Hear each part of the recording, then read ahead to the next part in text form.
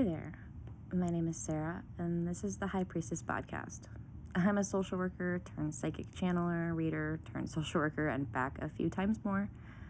I have a degree in social work, but have been on a spiritual journey for almost 6 years, and I've felt my journey taking me in other places. So, to me, this is a spirit-led project, and this is channeled from my guides and are for those who are open to receiving this message. This is a safe place for us all because there's so many places in this world that do not feel safe. And because here we don't believe spirituality fits in a box or one size fits all. What works for me may not work for you. What works for you might not work for me. But I believe in connection. There are no coincidences. Not every message is meant for everyone. But if you're hearing this, there's a message for you, if you listen close enough. Episode 1 in my Spirit Talk series of this podcast. And today I'm going to talk about trauma and the dark feminine archetype. Now, for all intents and purposes, of course, I have to say, trigger warning, because we're going to discuss trauma. We're going to touch upon sexual trauma or physical trauma, but that's not to define us. We're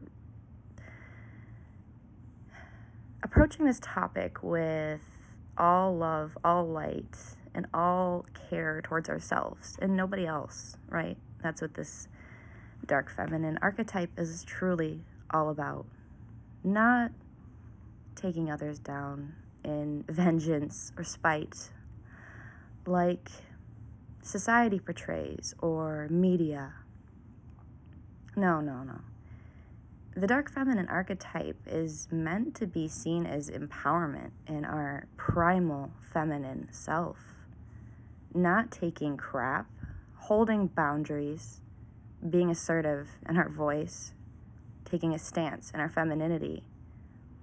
But society, and even myself, of course, why do you think I'm here talking about this, have leaned on this other toxic version of dark femininity. Let's tear each other down to get what we want. Let's stampede, power, control, greed.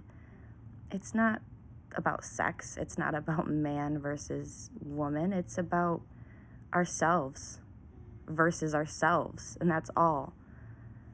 But people don't want to hear that. They don't like to hear that, right? We as humans are triggered easily.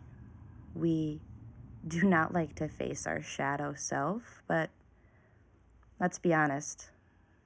We can't reach our fullest potential self-actualization without taking a look at ourselves, no matter how hard that is. In society, women are supposed to be seen as sexy and studious, right? You have to be a good mom, but you also have to be attractive, appealing, beautiful. Manage it all, get it all together for everyone else. I do like to see the standards for women changing in society. Well, we have so much work to do. We have so far to go still. Like I said, there's just a distorted perception on these traits. Toxic dark femininity. I guess that looks like I said, stampeding on others. Pretending like your assertion is a form of control. That's not assertion, that's aggression. Being in your true, powerful dark feminine is knowing your worth, standing in your values, saying no, and holding to it when something is against your values, your morals, and your ethics. It's not saying no because of ego, pride, greed, a hidden agenda. We like to pass that off as a dark feminine, right? glorify that, but no. And of course, when we talk about that dark feminine, we also have to talk about that toxic light feminine, which, of course, I stayed in for too long. Either in too toxic of a dark feminine or too toxic of a light feminine, where I was just taking anything and everything from anybody, being a doormat for others, not standing in your power, not having any boundaries, and allowing anyone to derail your life or come in and hold weight over who you truly are. But there has to be a balance, right, between these. So it's not good, dark, good light, bad light. It's a balance of dark and light attributes in their purest and most self-actualizing potential. It's transmuting the energy from your trauma, whether that's sexual trauma or physical trauma, because let's be honest, we all have trauma. It's getting to that trauma, doing that shadow work and healing it at your core, not pretending you've healed it because you wrote down some journal prompts, or those things are all very important, but it's not always going to fix everything. You have to look and see where this is coming from. And David and Goliath it. I mean, take your power back.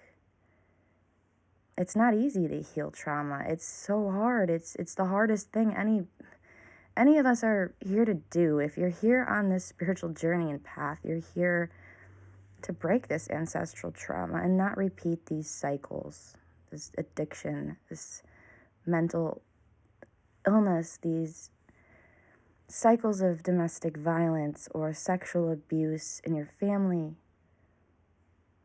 Breaking these traumas is the key in the connection to source and the key in the connection to yourself. You have to transmute that trauma into focus, self-love. Creating the person that you want to be and who you would like others to be around you. You are a match of those who are around you. Your energy, your income, how you behave and act is a reflection of those you surround yourself with. I think as females have really gotten away from this primal instinct to be powerful and commanding and beautiful and sacred. We can say hexapatriarchy all we want, but we have to take our power back ourselves. And that starts with loving ourselves, putting those boundaries up, healing our traumas, healing those wounds from men that have hurt us, but not staying in it in a way that is toxic as well, because two wrongs don't make a right, right? And as cliche as that sounds, it's the truth. The spiritual journey is about ascending and being at the highest vibration you can, which is the key to manifesting and the key to what you truly want. But that's never accomplished in a low vibration, which is fed from ego. You transmute that ego, all of the haters you have, all of the self-hatred you have, all of the times men, women, anybody, your family, people you don't like, anybody who spoke ill will against you or made you feel incompetent or inferior. You transmute that pain, anger, into something for yourself.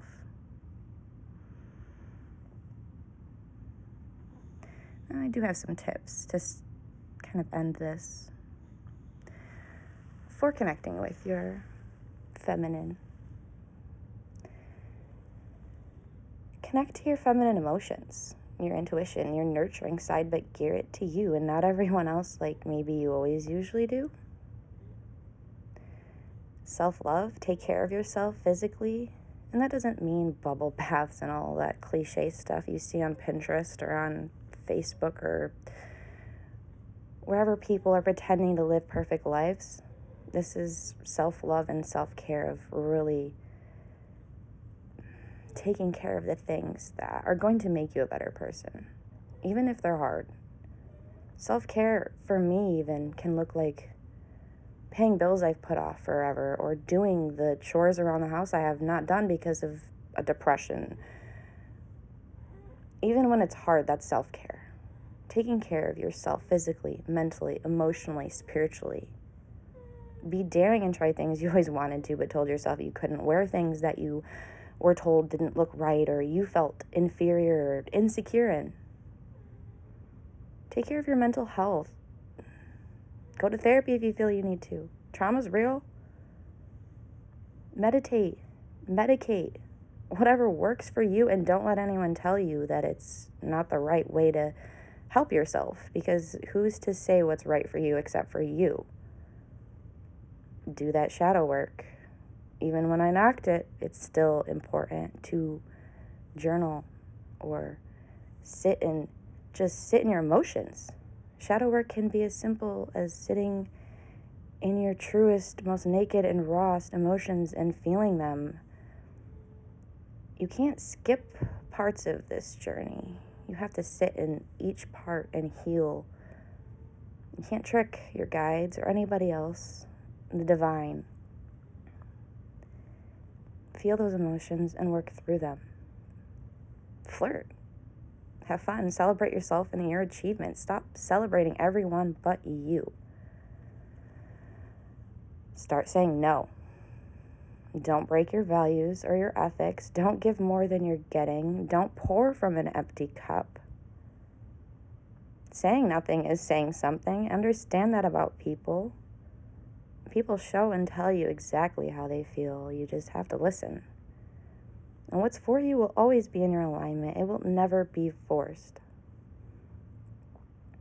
And stop saying sorry. Release that timidity. Be assertive, not aggressive. But be unapologetically yourself. Stop feeling so much guilt and overthinking. You take care of everyone else. It's time you take care of you too, feminine. Lastly, I have channeled some affirmations. If you feel they may help you, I hope that they do. Everything I want wants me. I do not chase, I attract. I speak my truth and I use my voice to stand up for myself and others. My body is a temple, deserving of love and care. My rage is sacred. My tears are priceless. My happiness is endless. I freely express my emotions. I am a divine goddess and being. It is a privilege to be loved by me. All things for my highest vibration are in alignment for me to receive at this very moment. That's all I have for you for now, but I do hope you join me on the next episode, and thank you for getting this far if you did. And remember, if Persephone can be the queen of the underworld and the one who brings us spring and summer, warmth, growth, rebirth, so can you. You don't have to be the light feminine, the dark, or fit yourself in any box. Be chaotically, wildly, unapologetically, and beautifully yourself. And create the you that you desire, the you that you wanted to be when you were a little kid, the you that you needed when you were a little kid, or hell, the you that you need right now. Be whatever it is that makes you happy, and fuck anyone who disagrees, says otherwise, or tries to stop you from that. I hope you have a great night or day wherever you're at, and Until next time.